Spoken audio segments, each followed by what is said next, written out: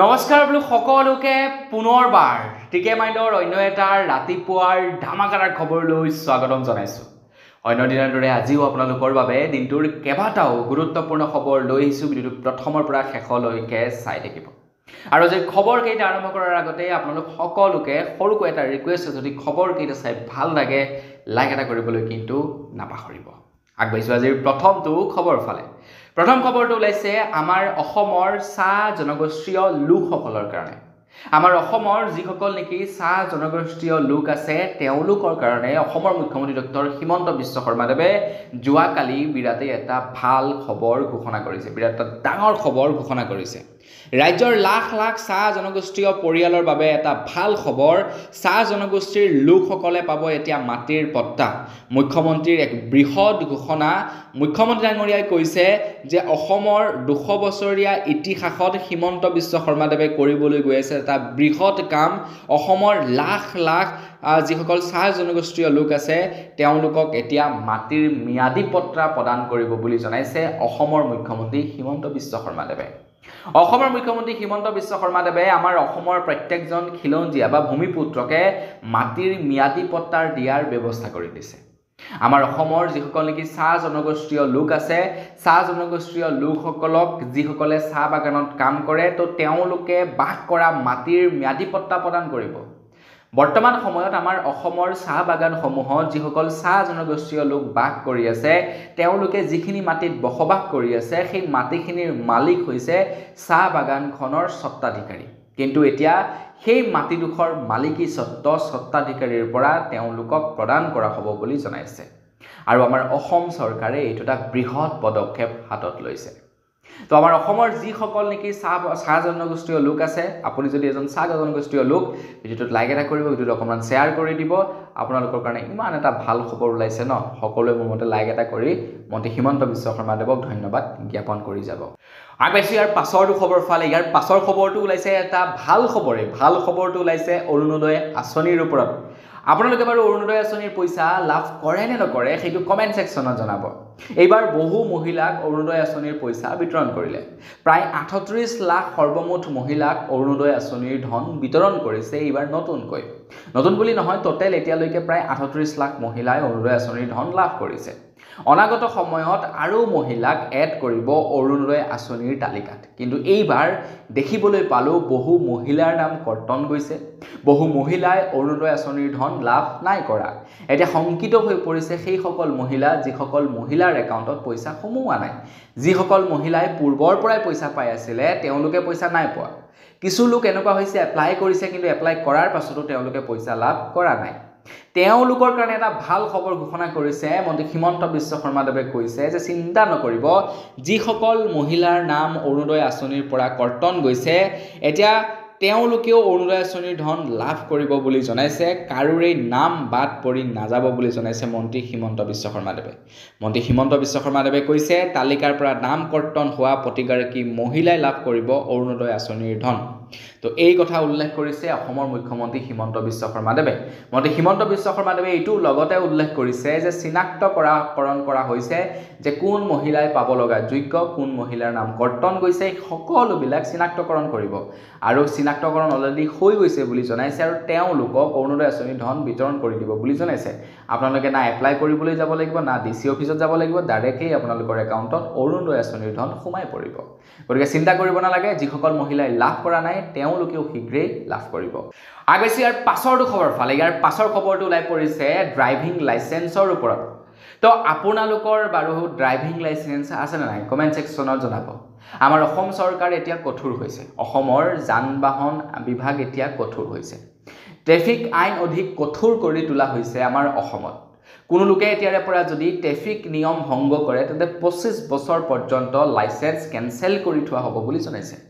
তো আপুনি যদি কিবা কাৰণত কেতিয়াবা ট্ৰেফিক আইন ভংগ কৰে, আপোনালোকে যদি নিয়ম কানুন নামানে, তেনে অৱস্থাত আপোনালোকৰ ড্ৰাইভিং লাইচেন্স জব্দ কৰা হ'ব, আপোনালোকৰ ড্ৰাইভিং লাইচেন্স ৰদ কৰা হ'ব।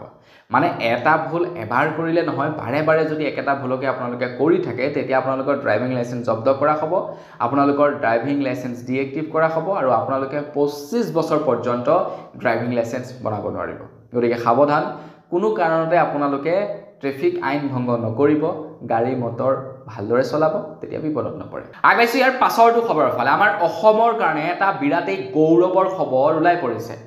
আমাৰ অসমৰ এগৰাকী ছোৱালী প্ৰথমবাৰৰ কাৰণে ICC মহিলা বিশ্বকাপত স্থান লাভ কৰিছে। উমা চেত্ৰী হয়তো আপোনালোকে নিশ্চয় চিনি পায়। উমা চেত্ৰীয়ে এতিয়া প্লেয়িং 11ত স্থান পাইছে। বাংলাদেশৰ বিৰুদ্ধে এতিয়া উমা চেত্ৰীয়ে খেল প্ৰদৰ্শন কৰিব ICC মহিলা বিশ্বকাপত। তো আমাৰ অসমতো খেল হ'ব, ICC মহিলা বিশ্বকাপ আমাৰ অসমতো অনুষ্ঠিত কৰা হ'ব। তো মহিলা বিশ্বকাপত প্লেয়িং 11ত স্থান দখল কৰিবলৈ সক্ষম হৈছে উমা চেত্ৰীয়ে। তো আমাৰ তৰফৰ পৰা উমা চেত্ৰীক বহুত বেছি শুভেচ্ছা জ্ঞাপন কৰিছোঁ। এনেদৰে খেলি গৈ থাকক, যাতে আমাৰ অসমৰ আৰু নৱপ্ৰজন্মক অনুপ্ৰেৰিত কৰিব পাৰে, যাতে তেওঁলোকৰ মনত এটা বিশ্বাস আহে যে উমা চেত্ৰীয়ে পাৰিছে যদি আমিও পাৰিম। গতিকে আমাৰ তৰফৰ পৰা বহুত বেছি শুভেচ্ছা, আগবাঢ়ি গৈ থাকক, ৰিয়ান পৰাগৰ দৰে ভালদৰে খেলি থাকক। আগবাঢ়িছোঁ ইয়াৰ পাছৰটো খবৰ ফালে। আমি সামাজিক মাধ্যমত বৰ্তমান সময়ত বিভিন্ন ধৰণৰ বাতৰি দেখিবলৈ পাইছোঁ। বিশেষকৈ জুবিন দাৰ শেষৰটো যিটো পডকাষ্ট আছিলে ৰীতা চৌধুৰী বাইদেউৰ, সেই পডকাষ্টটো চোৱাৰ পাছত একাংশ লোকে কৈছিলে যে জুবিন গাৰ্গ হতাশাত ভুগি আছিলে, জুবিন গাৰ্গ ডিপ্ৰেশ্যনত ভুগি আছিলে বুলি একাংশ লোকে বাতৰি বৰ্তমান সময়ত প্ৰচাৰ কৰিছে। জুবিন গাৰ্গে স্বয়ং নিজে কৈছিলে যে মোক এটা যন্ত্ৰ বনাই দিয়া হৈছিলে, আই এম এ মেচিন, এনেধৰণৰ এটা বাক্য উল্লেখ কৰিছিলে। আৰু তাৰ পাছত জুবিন গাৰ্গৰ শৰীৰটো বৰ সুস্থ যেন দেখা পোৱা নাছিলে, যাৰ কাৰণে এতিয়া একাংশ লোকে কৈছে যে জুবিন গাৰ্গক ব্যৱহাৰ কৰিলে। একাংশ লোকে কৈছে যে জুবিন গাৰ্গ হতাশাত ভুগিছিলে, জুবিন গাৰ্গে ডিপ্ৰেশ্যনত গৈছিলে, এনেধৰণৰ বুলি উল্লেখ কৰিছে। এতিয়া বিশিষ্ট চিকিৎসক ডক্টৰ হিতেশ বৰুৱাই কৈছে জুবিন গাৰ্গক লৈ এইটো অপপ্ৰচাৰ চলোৱা হৈছে। জুবিন গাৰ্গক লৈ একাংশই অপপ্ৰচাৰ চলাইছে যে জুবিনে কোনো ধৰণৰ হতাশাত ভোগা নাছিলে, জুবিন কোনো ধৰণৰ ডিপ্ৰেশ্যনত যোৱা নাছিলে। এনেধৰণৰ মন্তব্যৰ পৰা দূৰৈত থাকিবৰ কাৰণে হিতেশ বৰুৱাই আহ্বান জনাইছে। তেখেতে কৈছে যে জুবিনে ডিপ্ৰেশ্যনত যোৱা নাছিলে, হতাশাতো ভোগা নাছিলে। গতিকে যিবিলাক নেকি বাতৰি প্ৰচাৰ হৈ আছে এইবিলাক সকলো মিছা। গতিকে এনেধৰণৰ বাতৰিবিলাক প্ৰচাৰ কৰাৰ পৰা দূৰৈত থাকক। আগবাইছোঁ ইয়াৰ পাছৰটো খবৰ ফালে। আমাৰ ভাৰতবৰ্ষৰ প্ৰধানমন্ত্ৰী নৰেন্দ্ৰ মোদী ডাঙৰীয়া দেৱৰ সম্পৰ্ক আদানীৰ সৈতে খুবেই ঘনিষ্ঠ। মানে বিশিষ্ট বিজনেছমেন আদানীৰ সৈতে প্ৰধানমন্ত্ৰী নৰেন্দ্ৰ মোদী ডাঙৰীয়া দেৱৰ সম্পৰ্ক খুবেই ভাল, ঘনিষ্ঠ বুলি বিভিন্ন সময়ত আমি শুনা পাই থাকোঁ। সেই সময়তে এতিয়া খবৰ এটা ওলাইছিলে প্ৰায় 33,000 কোটি টকা ইনভেষ্টমেণ্ট কৰিছে LICয়ে গৌতম আদানীৰ কোম্পানীত। LICয়ে 33,000 কোটি টকা আকৌ ইনভেষ্ট কৰিছে গৌতম আদানীৰ কোম্পানীত। এতিয়া একাংশ লোকে এইটো কথা উল্লেখ কৰিছে যে মোদীৰ নিৰ্দেশনাতহে বোলে LICয়ে আদানী কোম্পানীত 33,000 কোটি টকা বিনিয়োগ কৰিছে বুলি এতিয়া একাংশ লোকে এইটো দাবা কৰিছে, বা একাংশ লোকে কৈছে যে মোদী ডাঙৰীয়াই LICক নিৰ্দেশনা দিছিলে গৌতম আদানীৰ কোম্পানীত 33,000 কোটি টকা ইনভেষ্ট কৰিবৰ কাৰণে, আৰু যাৰ কাৰণে নেকি LICয়ে 33,000 কোটি টকা গৌতম আদানীৰ কোম্পানীত ইনভেষ্ট কৰিছিলে। কিন্তু এতিয়া সেই বাতৰিটো ভুৱা বুলি উল্লেখ কৰা হৈছে যে মোদী ডাঙৰীয়াৰ নিৰ্দেশনাত LICয়ে গৌতম আদানীৰ কোম্পানীত 33,000 কোটি টকা ইনভেষ্ট কৰা নাই। এইটো সম্পূৰ্ণ LICৰ নিজা সিদ্ধান্ত বুলি জনাইছে। LICয়ে কৈছে যে মোদী ডাঙৰীয়াই আমাক ইনভেষ্ট কৰিবৰ কাৰণে কোৱা নাছিলে, এইটো আমাৰ সম্পূৰ্ণ নিজা সিদ্ধান্ত আছিলে, আমাৰ নিজা সিদ্ধান্ত মতে আমি LICয়ে গৌতম আদানীৰ কোম্পানীত ইনভেষ্ট কৰিছিলোঁ বুলি উল্লেখ কৰিছে। নাজানো আৰু কোন সঁচা কোন মিছা, কিন্তু গৌতম আদানীয়ে এবাৰ বৰ সাংঘাতিক ৰকমে ঠগন খাইছিলে, যাৰ কাৰণে LICৰ শ্বেয়াৰো কমি গৈছিলে, কিন্তু আকৌ এতিয়া 33,000 কোটি টকা ইনভেষ্ট কৰিছে। আগবাইছোঁ ইয়াৰ পাছৰটো খবৰ ফালে। ইয়াৰ পাছৰ খবৰটো ওলাই পৰিছে ছলমান খানৰ ওপৰত। নিশ্চয় চাগে আপোনালোকে ছলমান খানক চিনি পায়। তো ছলমান খানে চৌদি আৰবত পাকিস্তানৰ ওপৰত এটা মন্তব্য কৰিছিলে। ছলমান খানে কৈছিলে যে পাকিস্তানৰ অংগক্ষত কৰি দেশৰ পৰা আঁতৰাই দিব লাগে বেলুচিস্তানক। তাৰ পাছতেই চৌদি আৰবত কৰা এনেধৰণৰ মন্তব্যৰ বাবে এতিয়া ছলমান খানক সন্ত্ৰাসবাদী ঘোষণা কৰিছে চুবুৰীয়া দেশখনে। চুবুৰীয়া দেশ পাকিস্তানে এতিয়া ছলমান খানক সন্ত্ৰাসবাদী ঘোষণা কৰিছে। পাকিস্তানৰ গৃহ বিভাগে এই মৰ্মে ছলমান খানৰ বিৰুদ্ধে আনুষ্ঠানিক অধিসূচনাও জাৰি কৰিছে বুলি খবৰ ওলাই পৰিছে মানে পাকিস্তানৰ বিৰুদ্ধে বেয়াকৈ মন্তব্য কৰিছিলে সলমান খানে আৰু এটা বহুত ভাল কাম কৰিছে ঠিক আছে তো ইয়াতে চিন্তা কৰিব নালাগে এতিয়া হয়তো চাগে পাকিস্তানে তেখেতৰ ফিল্ম বেন কৰিব পাৰে পাকিস্তানত কিন্তু চিন্তা কৰিব নালাগে কিয় চিন্তা কৰিব লগা কি কাৰণ আছে আৰে ভাৰত এখন ইমান ডাঙৰ দেশ হয় না নহয় তো ইয়াতে ফিল্ম ধেৰ চলে তাতে আকৌ পাকিস্তানক ভয় কৰি দৰকাৰ নাই আগবাইছো ইয়াৰ পাছৰটো খবৰ ফালে ইয়াৰ পাছৰ খবৰটো ওলাই পৰিছে লখিমপুৰৰ পৰা খবৰ ওলাই পৰিছে লখিমপুৰৰ আৰক্ষীয়ে আটক কৰিছে আলফাৰ সৈতে সম্পৰ্ক থকা এজন যুৱকক অৰুণাচলৰ নাহৰলগুনৰ পৰা আটক কৰিছে বিহপুৰীয়াৰ জকাই পেলোৱাৰ পবিত্ৰ গগৈক তো বিহপুৰীয়াৰ জকাই পেলোৱাৰ পবিত্ৰ গগৈ নামৰ এজন যুৱকক লখিমপুৰৰ আৰক্ষীয়ে আটক কৰিছে তেখেতৰ সৈতে আলফা স্বাধীনৰ সম্পৰ্ক থকাৰ তেওঁলোকে সন্দেহ কৰিছে মানে আলফা স্বাধীনৰ সৈতে সম্পৰ্ক আছে বুলি অসম আৰক্ষীয়ে সন্দেহ কৰিছে আৰু যাৰ কাৰণে নেকি তেখেতক এতিয়া আটক কৰা হৈছে এটা ইনভেষ্টিগেশ্যন চলিব আৰু ইনভেষ্টিগেশ্যনত যদি ধৰা পৰে যে তেখেত আলফাৰ সৈতে জড়িত আছে জেল হ'ব আৰু যদি এইটো মিছা বুলি প্ৰমাণিত হয় তেন্তে তেখেতক ৰেহাই দিব আগবাইছো ইয়াৰ পাছৰটো খবৰ ফালে ৰৈ বিনালেৰ টিকটৰ প্ৰাইজ এতিয়া বৃদ্ধি কৰি দিছে একাংশ চিনেমা হলে বৰ্তমান সময়ত অনলাইনত টিকট পাবলৈ নাইকিয়া হৈছে ৰৈ বিনালে ইমানেই সৰ্বাধিক টিকট বুকিং হৈছে ৰৈ বিনালে চিনেমাখনৰ আগন্তুক এক সপ্তাহ পৰ্যন্ত কিছু চিনেমা হলত ৰৈ বিনালেৰ টিকট সকলোবিলাক বুকিং হৈ আছে এটা যাৰ নেকি এটা মানে লাভ উঠাইছে কিছু চিনেমা হলে কি কৰিছে ৰৈ বিনালেৰ চিনেমাখনৰ টিকট প্ৰাইচটো বৃদ্ধি কৰি দিছে এতিয়া এইটো সিনেমাৰ কৰ্তৃপক্ষসকলে বৃদ্ধি কৰোৱা নাই বা ধৰি লওক আই ক্ৰিয়েচনেই হওক বা সিনেমাৰ প্ৰযোজক যিজন বা সিনেমাখনৰ যিজন নেকি পৰিচালক তেওঁলোকে দাম বৃদ্ধি কৰা নাই সেই সিদ্ধান্ত লৈছে সম্পূৰ্ণ হেয়া সিদ্ধান্ত আপোনাৰ হেয়া সিনেমাৰ মানে সিনেমা হলৰ মালিকৰ সেইবিলাক সিদ্ধান্ত তো আই ক্ৰিয়েচনৰ তৰফৰ পৰা এইটো স্পষ্টীকৰণ দিছে যে ৰৈ বিনালেৰ টিকট মূল্য বৃদ্ধিক লৈ চলি থকা চৰ্চাসমূহ দেখি আমি পিভিআৰ চিনিপ্লেক্স আৰু অন্যান্য ছবিৰ গৃহসমূহৰ কৰ্তৃপক্ষৰ সৈতে কথা পাতিছিলোঁ এই মূল্যবৃদ্ধিৰ কাৰণ হৈছে ডাইনামিক প্ৰাইচ অৰ্থাৎ কোনো এখন ছবিৰ টিকেট বুকিং যেতিয়া 60% পূৰ্ণ হয় তেতিয়া ছবিখনৰ টিকটৰ দাম বৃদ্ধি পায় পৰৱৰ্তী 80% বুকিং হলে তেনেদৰে আকৌ পুনৰ ডাইনামিক প্ৰাইজৰ বাবে পুনৰ প্ৰাইচ বৃদ্ধি পাই যায় বুলি জনাইছে এতিয়া মানে পিভিআৰৰ বা চিনিপ্লেক্সৰ সৈতে কথা পাতি সিনেমা হলসমূহক এটা ৰিকুৱেষ্ট কৰিছে আই ক্ৰিয়েচনৰ ফালৰ পৰা যাতে এই ডাইনামিক প্ৰাইচটো লাগু নকৰে ৰৈ বিনালেৰ ওপৰত যাতে ৰৈ বিনালে সিনেমাখনৰ টিকট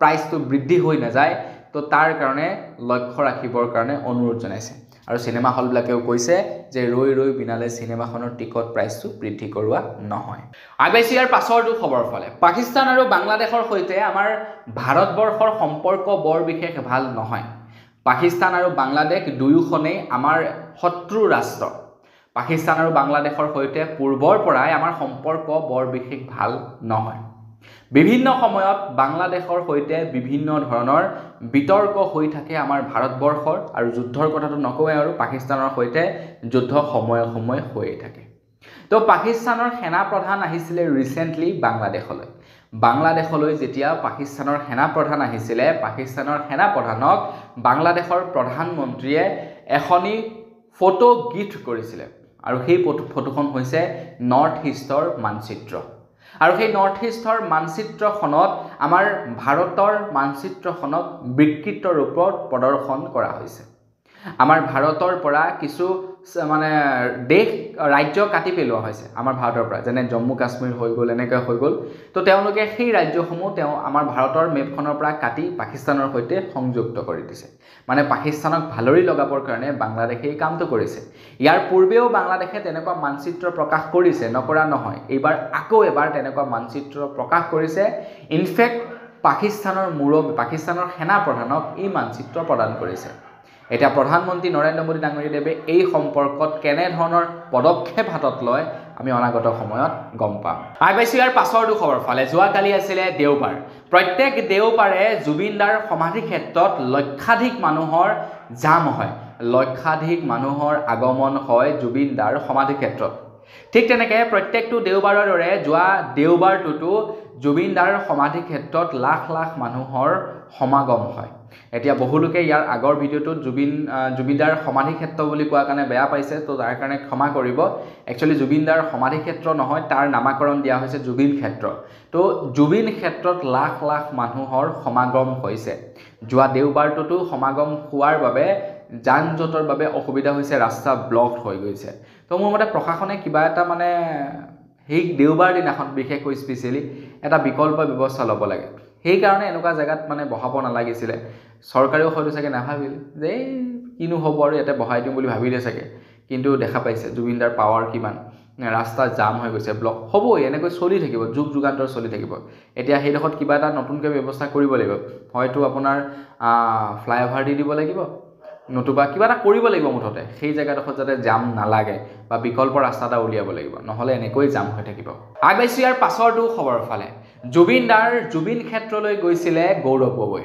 জুবিন দাৰ জুবিন ক্ষেত্ৰলৈ গৌৰৱ গগৈ যাওঁতে এটা ভিডিঅ' বৰ্তমান সময়ত প্ৰচাৰ হৈছে। এজন সৰ্বসাধাৰণ লোকে গৌৰৱ গগৈক গালি দি আছে। সৰ্বসাধাৰণ লোকজনে কৈছে যে আপোনালোকে কিয় জুবিন ক্ষেত্ৰলৈ চপ্পল পৰিধান কৰি আহিছে? এইটো এটা মন্দিৰ, আগত থাপনা প্ৰতিষ্ঠা কৰা হৈছে, আপোনালোকে কিয় চপ্পল পৰিধান কৰি আহিছে? এতিয়া একাংশ নিউজ চেনেলে এইটোকে প্ৰচাৰ কৰি আছে, কিন্তু কিছু প্ৰত্যক্ষদৰ্শীয়ে কৈছে যে সেই ব্যক্তিজনে আচলতে গৌৰৱ গগৈক তেনেকৈ কোৱা নাছিলে। সেই লোকজনে অন্য এজন ব্যক্তিকহে তেনেকৈ কৈ আছে। গৌৰৱ গগৈ সহিতে তেওঁলোকৰ লগত অহা বাকী লোকসকলে চপ্পল বহুত দূৰতে খুলি আহিছিলে, কিন্তু সেই স্থানত বহি থকা কেইজনমান লোকে মানে চপ্পল পৰিধান কৰি আহিছিলে, যাৰ কাৰণে তেখেতলোককহে সেই ব্যক্তিজনে মানে তেনেকৈ কৈ আছিলে। কিন্তু সংবাদ মাধ্যমত প্ৰচাৰ কৰিছে কি যে গৌৰৱ গগৈয়ে চপ্পল পৰিধান কৰি আহিছে। তো এইবিলাক একোটা মানে আপোনাৰ হেৰিও হ'ব পাৰে, কোনোবাই কৰোঁ বুলিও কৰিব পাৰে, ঠিক আছে। তো গৌৰৱ গগৈ বহি আছে, তো তেখেতে গৌৰৱ গগৈক নাই কোৱা, বেলেগ এজনক কৈ আছে, কিন্তু সেইটো ৰেকৰ্ড কৰিছে গৌৰৱ গগৈক যাতে ভাইৰেল কৰিব পৰা যায়। চাওকচোন বাৰু মানুহৰ মানসিকতাটো। এইবিলাকেই হৈছে মানে মানুহৰ মনত বেয়া ভাৱ বিয়পোৱাৰ এটা মানে কথা। তো এই সম্পৰ্কত অলৰেডি অৱশ্যে কংগ্ৰেছৰ ফালৰ পৰা স্পষ্টীকৰণো দিছে। তেওঁলোকে কৈছে যে আমি যোৱা নাই, আমি বহুত দূৰতে চপ্পল খুলি আহিছোঁ। এইটো এটা মানে কোনোবাই মানে ভুৱাকৈ ভিডিঅ' প্ৰচাৰ কৰিছে। আগবাঢ়িছোঁ ইয়াৰ পাছৰটো খবৰৰ ফালে। আপোনালোকে বাৰু কেতিয়াবা 110 স্পীডত বাইক বা গাড়ী চলাই পাইছেনে? কমেণ্ট ছেকশ্যনত জনাবচোন। বা নাপালেও আপোনালোকে কেতিয়াবা উঠি পাইছেনে সেইটোকে জনাবচোন। এটা খবৰ ওলাইছে 110 স্পীডত, প্ৰতি ঘণ্টা 110 স্পীডত এক প্ৰকাৰৰ ধুমুহা আহি আছে। আমাৰ ভাৰতবৰ্ষৰ 4খন ৰাজ্যৰ বাবে বিৰাটেই ক্ষতিকাৰক হ'ব পাৰে এই ধুমুহা। অন্ধ্ৰপ্ৰদেশ, তামিলনাডু, উৰিষ্যাক সতৰ্কবাণী জাৰি কৰি দিছে। এইকেইখন ৰাজ্যলৈ কাল ঘূৰ্ণি মুন্থা বতাহ অহাৰ সম্ভাৱনা আছে। প্ৰতি ঘণ্টাত 110 কিলোমিটাৰ স্পীডেৰে আহি আছে। আৰু এইটো গতিবেগ বৰ সাংঘাতিক গতিবেগ। কিন্তু আপোনালোকে বাইকখন কেতিয়াবা চাবচোন, যদি ইমানটো স্পীডত চলাব নালাগে, কিন্তু কোনোবাই যদি চলাই আপোনালোকে এবাৰ লক্ষ্য কৰকচোন, ফুংকৈ পাৰ হৈ যায় না। তো সেনেকুৱা স্পীডত বতাহ আহিব। আগবাঢ়িছোঁ ইয়াৰ পাছৰটো খবৰৰ ফালে। 18 নৱেম্বৰত আহি আছে জুবিন দাৰ বাৰ্থডে। জুবিন দাৰ জন্মদিন আহি আছে 18 নৱেম্বৰত। এটা খবৰ ওলাই পৰিছে, ৰাজধানী দিল্লীত উদযাপন কৰা হ'ব জুবিন গাৰ্গৰ জন্মদিন। 18 নৱেম্বৰত অসমৰ প্ৰতিখন জিলাতো পালন কৰা হ'ব জুবিন গাৰ্গৰ জন্মদিন। এই কথা ঘোষণা কৰিলে NRD গ্ৰুপৰ CMD নিপেন দাসে। তেখেতে কৈছে যে জুবিন দাৰ জন্মদিন উপলক্ষে প্ৰত্যেকজন পদপথৰ লোকক খাদ্য আৰু গৰম কাপোৰ বিতৰণ কৰিব। তাৰ লগতে 18 নৱেম্বৰত জুবিন দাৰ জন্মদিন ৰাজধানী দিল্লী আৰু অসমৰ প্ৰত্যেকখন ডিষ্ট্ৰিক্টতে পালন কৰিব বুলি জনাইছে। জুবিন দাক সন্মান জনাই এই সিদ্ধান্ত লৈছে। 18 তাৰিখৰ দিনাখন জুবিন দাৰ বাৰ্থডে পালন কৰিব। মোৰ মানে এটা ৰিকুৱেষ্ট, আপোনালোকেও জুবিন দাৰ বাৰ্থডে পালন কৰিব 18 তাৰিখৰ দিনাখন। #JusticeForJubin Garg। আগবাঢ়িছোঁ ইয়াৰ পাছৰটো খবৰ ফালে। অসমত জুবিন দাৰ ন্যায় যাত্ৰা চলি থকাৰ মাজতে যোৱাকালি আহোম জনগোষ্ঠীয় তৰফৰ পৰা এক বিশাল প্ৰতিবাদী কাৰ্যসূচী হাতত লয় চেপনত। জনজাতিকৰণৰ দাবীত ৰাজপথত আহোম জনজাতীয় লোকসকলৰ ভয়ংকৰ প্ৰতিবাদ। হাতে হাতে জোৰ লৈ চেপনত আহোম জনগোষ্ঠীয় লোকসকলৰ এক বিশাল প্ৰতিবাদী সমদল যোৱাকালি দেখিবলৈ পোৱা গ'ল। মানে আহোমসকলক জনজাতিকৰণৰ মৰ্যাদা লাগে, মানে ময়ো এজন আহোমেই হয়, তো আমাকো লাগে জনজাতিকৰণৰ মৰ্যাদা, কিন্তু এতিয়ালৈকে চৰকাৰে দিয়া নাই। 6 জনগোষ্ঠীৰ জনজাতিকৰণ দিম বুলি কৈছে, কিন্তু এতিয়ালৈকে দিয়া নাই। তো তাৰে প্ৰতিবাদত যোৱাকালি চেপনত এক বিশাল প্ৰতিবাদী কাৰ্যসূচী হাতত লয়।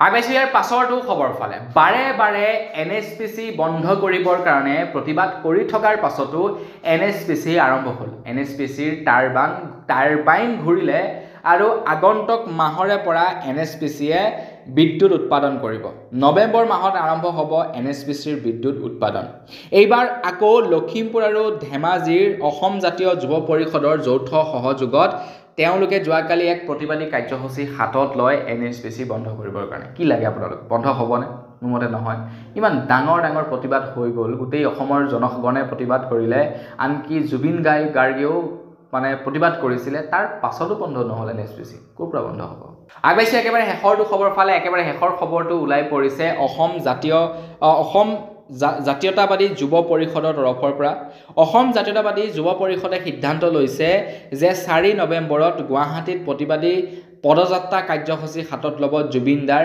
ন্যায়ৰ বাবে 7 নৱেম্বৰত গোগামুখত সৰ্ববৃহৎ নদী বান্ধৰ বিৰোধিতা কৰি তেওঁলোকে প্ৰতিবাদ সাব্যস্ত কৰিব বুলি জনাইছে অসম জাতীয়তাবাদী যুৱ ছাত্ৰ পৰিষদৰ উদ্যোগত গুৱাহাটীত 25টা জাতীয় জনগোষ্ঠীয় সংগঠনৰ সৈতে অনুষ্ঠিত হ'ব এখন বৈঠক আৰু ইয়াৰ সিদ্ধান্ত লোৱা হৈছে যাতে মানে আমাৰ মানে 6 শিডিউল যেটো মানে ST দিব লাগে তো সেইটো কাৰণে মানে নহয় মানে এই কৰিব লাগে আৰু 6 জনগোষ্ঠী জনজাতিকৰণ কৰিব লাগে আৰু তাৰ লগতে জুবিনদাৰ ন্যায়ৰ বাবে দাবী উত্থাপন কৰিব নৱেম্বৰ মাহত হ'বলৈ গৈ আছে তো বন্ধুসকল দেখা যাওক চৰকাৰে কৈছে বাৰু দিম বুলি 6 জনগোষ্ঠী জনজাতিকৰণ তো দিয়ে নিদিয়ে দেখা যাওক আৰু তো বন্ধুসকল বস আজিৰ ভিডিও জনাবলগীয়া খবৰ ইমানে আছিলে খবৰ কেইটা জানি কেনে পালে কমেন্ট সেকশনত জনাব যদি ভাল লাগিলে লাইক এটা কৰিব চেনেলটো সাবস্ক্ৰাইব কৰা সাবস্ক্ৰাইব কৰি ল'ব পুনৰ আমি লগ পোৱাৰ আশা কৰিলো বিদায় মাগিছো ধন্যবাদ জয় অসম